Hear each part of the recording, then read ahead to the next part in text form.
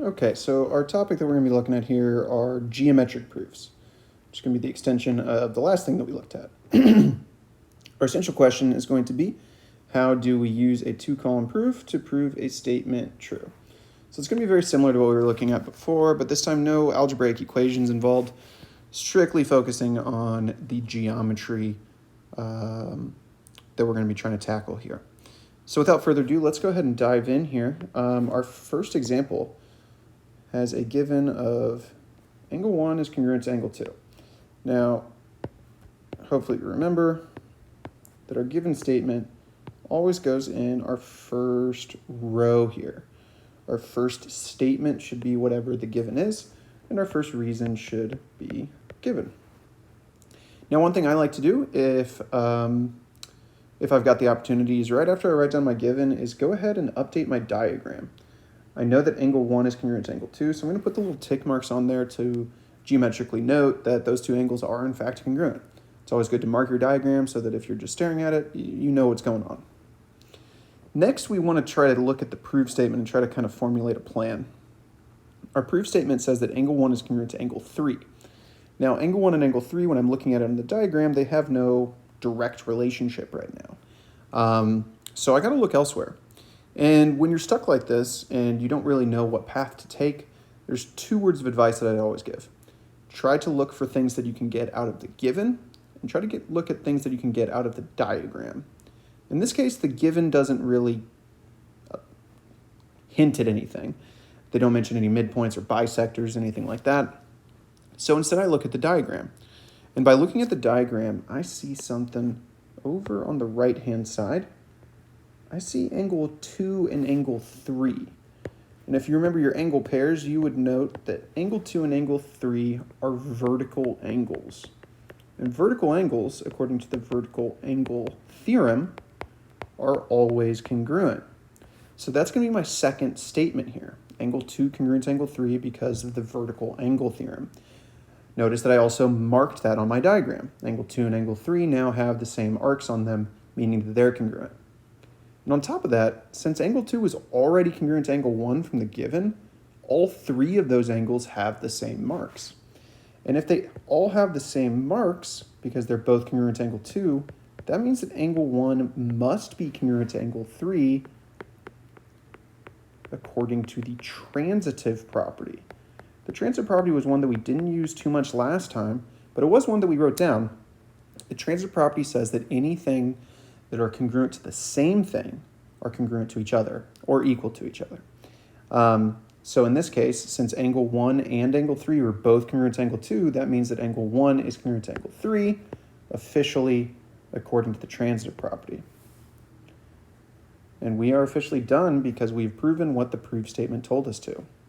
In case you didn't follow there, let me just write down some numbers here just as an example. Imagine angle 1 is 40 degrees. According to the given, angle 1 and angle 2 are congruent, so angle 2 must also be 40 degrees. But since angle 2 is vertical with angle 3 must be 40 degrees. And now we can see clearly that angle 1 and angle 3 are in fact the same. Now that only works if it's 40 degrees, but the way that we just wrote it down works no matter how many degrees angle 1 or angle 2 are.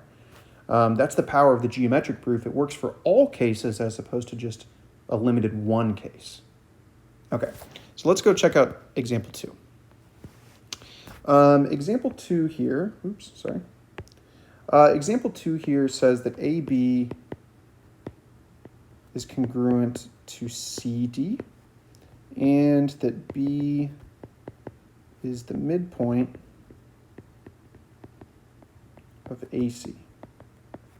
Both of those are given. So of course we write down our given first, as usual. We get those in there. And then let's take a look at the diagram and mark anything that we can. We know that AB is congruent to CD from the given. Okay, our goal is to prove that BC is congruent to CD. Currently we don't have BC being related to anything, so maybe we should think about trying to get BC related to something. And my hints from last time were look to the given and look to the diagram. Last time there wasn't anything in the given that really helped us, but there was something in the diagram. This one's the opposite of that. The second thing we wrote down was that B is the midpoint of AC. And I question you guys to ask yourself, what does that mean? What does it mean if B is the midpoint of AC? AC is this guy right here, right? And if B is in the middle of that, doesn't that mean that AB has to be congruent to BC, right? AB has to be congruent to BC because that is what the definition of midpoint says. A midpoint divides a segment into two congruent segments, and those two congruent segments are AB and BC. And now I mark that on my diagram, and look how the diagram is marked now. All three of those chunks are the same. That means that BC, our goal here, has to be congruent to CD, right? And why is that? That's because BC and CD, look at this, right? BC and CD are both congruent to AB. They're both congruent to the same thing. And that, just like the last one, is the transitive property. So, mission accomplished, BC is congruent to CD. So one more time here, the big things you got to be on the lookout for are things in the given and things in the diagram that you can use. That's going to be what's going to allow you to get from the given to the proof statement. Okay, let's go to the inside here. Next up, HW is equal to AK. And this is weird, right? This is an equal sign, not a congruency symbol. We're talking about the distances here. We're talking about the distance from H to W being congruent to the distance from A to K. And since we got an equal sign here, we should be thinking about equations, right? Not congruencies here. No midpoints here, no vertical angles here. We're talking about equations. So what kind of equation could we write that would involve HW? Well, if I'm looking at it here, HW, this big part. Oh, sorry, I didn't do my highlighting. How could I forget? HW is that big part there, and that's made up of two smaller segments, right? That's made up of HA and AW. I could say something like HA plus AW is equal to HW, right? I'm saying green plus blue equals yellow. And why is that? That's because the segment addition postulate says that we can add two smaller segments together and make them equal to the big one. Now that's HW. Now what about AK? That's the other big segment that we referenced in the given. What's that made up of? That's made up of WK and AW. Let me color code that one as well. WK plus AW is equal to AK. And once again, that's me adding segments together and setting them equal to the big segment. That's the segment addition postulate. Okay, so what have we accomplished here? Well, this is kind of wild, but buckle up. What I'm going to do here is I'm going to take HA plus AW, because that's equal to HW according to that equation we wrote down in the second step. And I'm going to substitute that in for HW in the first line. Then I'm also simultaneously going to take WK plus AW and substitute that in for AK, because I know AK is literally the same thing as WK plus AW. So if I do both of that, instead of HW equals AK like we have in the given, I'm going to have HA plus AW is equal to WK plus AW. And that was by me substituting.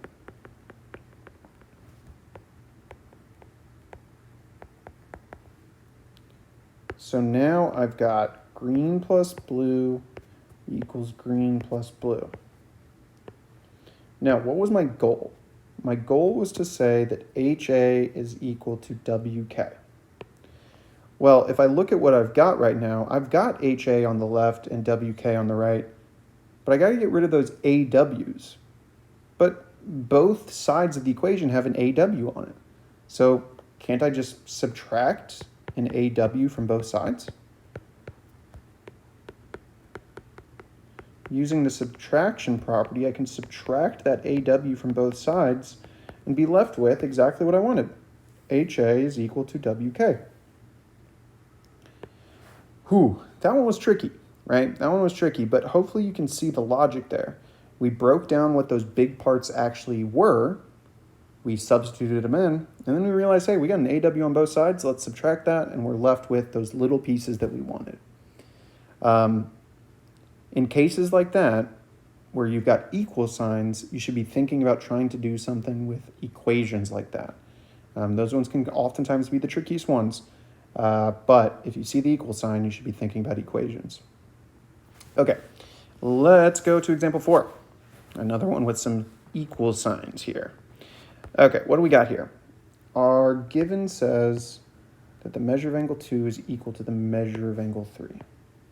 Measure angle 2 equals measure of angle 3, given. That's this angle and this angle. I'm going to mark it on my diagram. Put those little arcs on there so that I know that they're the same. And we're trying to say that the measure of angle 1 is equal to the measure of angle 4. Okay, so let's try to get those angles involved. So what do we know about angle 1 over there? Well, hopefully we know that angle 1 is part of a linear pair with angle 2, which means that they have to add up to be 180. And that is according to the linear pair postulate. Linear pair postulate says that any sort of linear pair adds up to be 180 degrees. And then what about angle 4 over there? Can't we do something similar with angle 4? We could say that the measure of angle 4 plus the measure of angle 3 is equal to 180. And this is by me analyzing the diagram. Remember, always look at your diagram. See if you notice any angle pairs. That's always a great thing to be on the lookout for. Okay, so we know that 1 and 2 are a linear pair adding up to be 180. 3 and 4 are a linear pair adding up to be 180. So don't we have two things equal to the same thing right now? Both 1 and 2 and 3 and 4 add up to be 180. So why don't we use the transitive property? If they're both equal to 180, that means they're both equal to each other. The transitive property says that any two things that are equal to the same thing must be equal to each other. So now I've got 1 plus 2 is equal to 4 plus 3 because they're both equal to 180. Okay, so here's where the tricky step comes in. I've got 1 plus 2 equals 4 plus 3. But remember what we said in the given? 2 and 3 are the same thing, right? They're equal to each other. So why don't I let's just take 3. Let's take 3 and substitute it in for 2. Since they're the same thing, right, it shouldn't change anything. So if I do that, then I've got the measure of angle 1 plus the measure of angle 3, because I replaced the 2 with the 3, is equal to the measure of angle 4 plus the measure of angle 3. And that's by substitution property.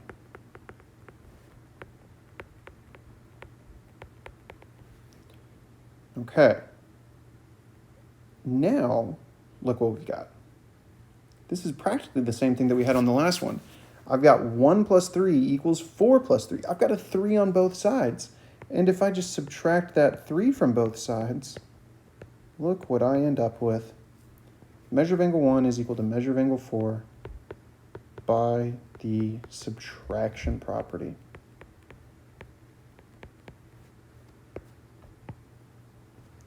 So that one was very similar to the last one, but we were using angles instead of segments. We still needed to set up those equations and then do a little substitution and subtract at the end. Okay, but that one required us to identify the linear pairs instead of the segment addition postulate. Those ones were tricky. Let's go up to these last two. I think you'll like these ones a little bit better maybe. Given on this one is that ray BD bisects angle QRS. Hopefully you're already thinking about what that means, what it means to bisect an angle.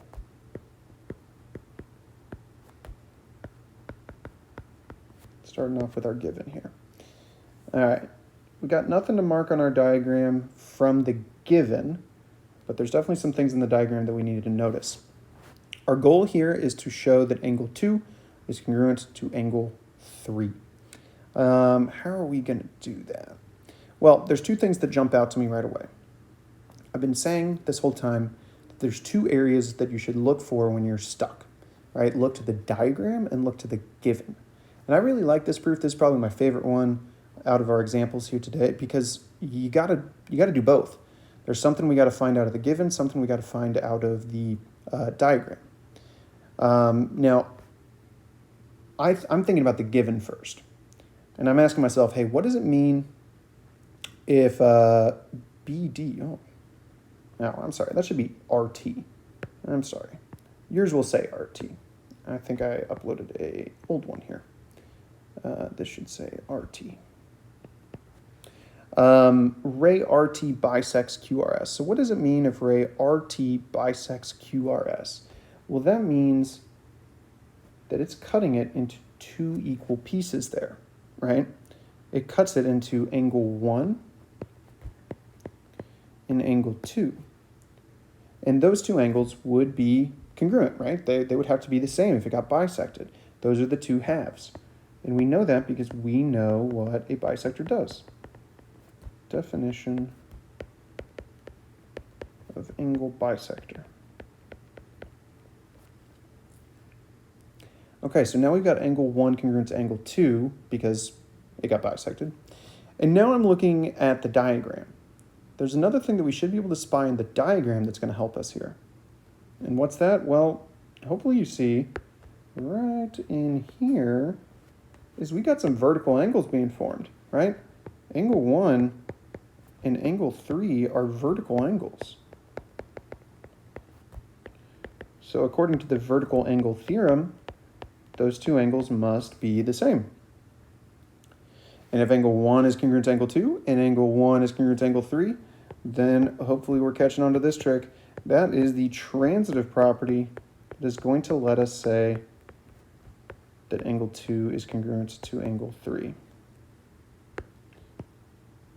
And there we go. Mission accomplished. Okay. Last one, example 6 here. What do we have for this one? We got a couple of midpoints. We got B is the midpoint of AC. And we've got, oh, not B again. We got C is the midpoint of BD. Given and given. Okay. And our goal here is to prove that AB is congruent to CD. Well, we got two midpoints here. And this is a textbook example of using your given. Let's think about that first statement. If B is the midpoint of AC, what does that mean? If B is the midpoint of AC, that means that AB has to be congruent to BC. Why? Because we know what the definition of a midpoint is. It is a point that divides a segment into two congruent parts. So I marked that on my diagram, and I wrote that down. But that wasn't the only thing in the given. The given also said that C is the midpoint of BD. And if C is the midpoint of BD, then BC has to be congruent to CD. And that is also definition of midpoint. Okay, and then guys, look at what we got. According to our diagram, all three of those segments are the same. That means that AB has to be congruent to CD. Why? Because of our old friend, the transitive property. both AB and CD were congruent to BC. Mission accomplished. All right, so let's see what you guys have. You've got example 1 with some angle bisectors. You got example 2 with some angles down here. Why don't you guys pause the video here, see what you can come up with on those. No excuse for leaving anything blank. You can certainly write down the given. You can look at the diagram, try to use the given, all that good stuff. Give those a shot. Come back here when you're ready to see how you did. All right, so for this one, let's see what we got. Let me jot down my givens here.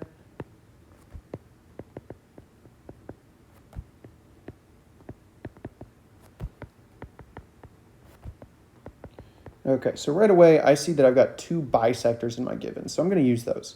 According to the first bisector, if EB bisects AEC, we should have had angle AEB is congruent to angle BEC. That's by definition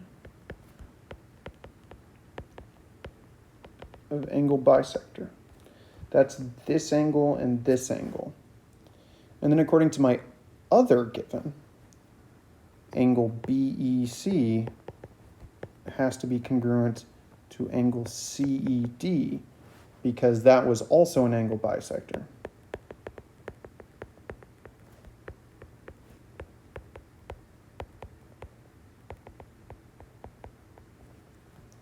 These 2 angles have to be the same. And then if I'm looking at them, all 3 of them are the same, right? So angle AEB must be congruent to angle CED by the transitive property. That was a lot like the last one we did, except we had angle bisectors instead of midpoints. All right, and then example 2, we start off with angle 1 congruent to angle 4. That one and that one are the same. That is our given. Well, according to my diagram, doesn't angle 1 have to be congruent to angle 2 because they're vertical angles?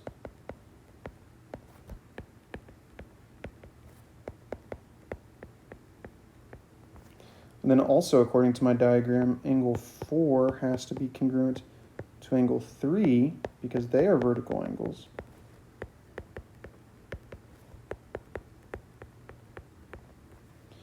And then look at this. This is a good lesson here. If you have 4 things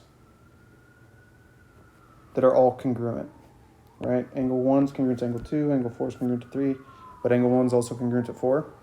If they're all congruent here, and I'm kind of plugging in more than one thing, I can jump to angle 2 is congruent to angle 3, but that's by substitution property, not by transitive property. Transitive property is only when you have 3 things involved. If you've got 4 or more, that's a substitution. But if you put transitive, I get it. That's a common mistake. But just be on the lookout for that. And that wraps this one up. Hopefully you guys did all right.